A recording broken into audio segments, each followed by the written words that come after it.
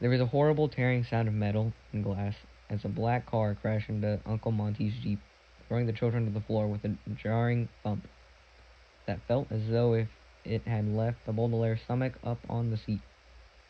The black suitcase lurched into Violet's shoulder, and then forward into the windshield, which immediately cracked into a dozen pieces, so it looked like a spiderweb.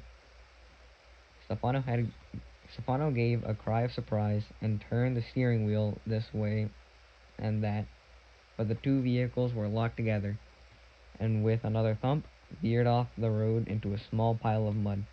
It is a rare occurrence when a car accident can be called a stroke of good fortune, but that was most certainly the case here. With the snake-shaped hedges still clearly visible behind them, the Baudelaire's journey toward Hazy Harbor had stopped. Stefano gave another sharp cry, this one of rage. "Blasted furnaces to hell," he shouted, as Violet rubbed her shoulder to make sure she wasn't seriously hurt. Klaus and Sonny got up, cautiously from the Jeep floor, and looked out of the cracked windshield. There appeared to be only one person in the other car, but it was hard to tell, as that vehicle had clearly suffered more damage than Monty's Jeep. His entire front had pleated itself together, like an accordion, and one hubcap was spinning noisily on the pavement of Lousy Lane, making blurry circles as if it were a giant coin someone had dropped. The driver was dressed in gray and making a rough hacking sound as he opened the crumpled door of the car and struggled his way out.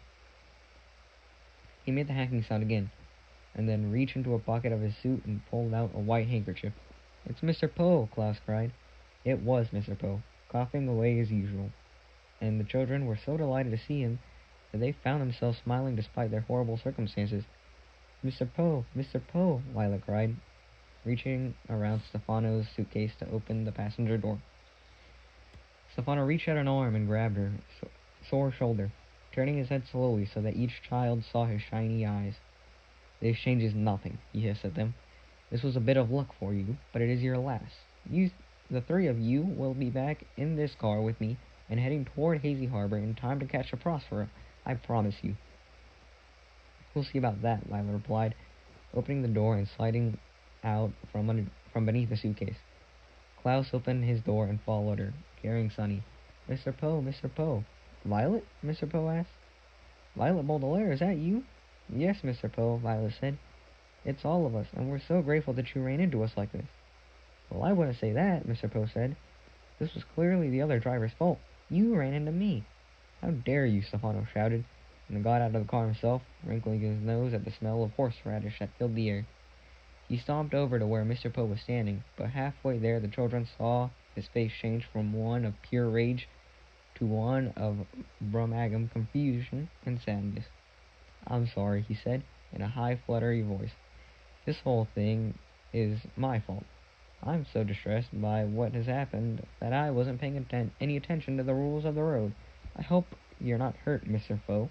"It's Poe," Mr. Poe said. "My name is Poe." "I'm not hurt, luckily. It looks like nobody was hurt.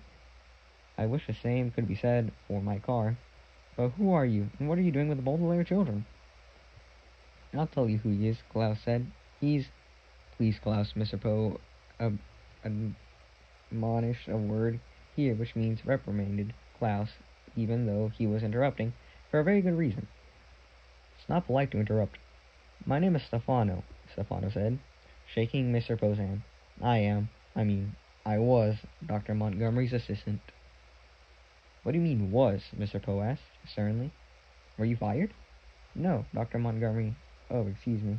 Stefano turned away and pretended to dab his eyes, as if he were too sad to continue. Facing away from Mr. Poe, he gave the orphans a big wink before continuing. "I'm sorry to tell you, there's been a horrible accident, Mr. Doe. Dr. Montgomery is dead." "Poe," Mr. Poe said. "He's dead? That's terrible. What has happened?" "I don't know," Stefano said. "It looks like a snake bite to me, but I don't know anything about snakes. That's why I was going to town to get a doctor." The children seemed too upset to be left alone. "He's not taking us to get a doctor," Klaus shouted. "He's taking us to Peru." "You see what I mean?" Stefano said to Mr. Poe, patting Klaus's head. "The children are obviously very distressed. Dr. Montgomery was going to take them to Peru today." "Yes, I know," Mr. Poe said. "That's why I hurried over here this morning to finally bring them their luggage." Klaus, I know you're confused and upset over this accident, but please try to understand that if Dr. Montgomery is really dead, the expedition is cancelled. Mr. Poe, Klaus said indignantly. Please, Mr. Poe said. This is a matter for adults to discuss, Klaus. Clearly a doctor needs to be called. Well, why don't you drive on up to the house, Stefano said. I'll take the children and find a doctor. Jose, Sonny shrieked, which probably meant something like no way. Why don't we all go to the house, Mr. Poe said, and call for a doctor. Stefano blinked, and for a second his face grew angry again, before he was able to calm himself and answer smoothly. Of course, he said. I should have called earlier. Obviously I'm not going to be thinking as clearly as you. Here, children, back into the jeep, and Mr. Poe will follow us. We're not getting back in that car with you, Klaus said firmly. Please, Klaus, Mr. Poe said. Try to understand there's been a serious accident, and all other discussions will have to be put aside. The only trouble is I'm not sure my car will start. It's very smashed up. Try the ignition, Stefano said. Mr. Poe nodded and walked back to his car.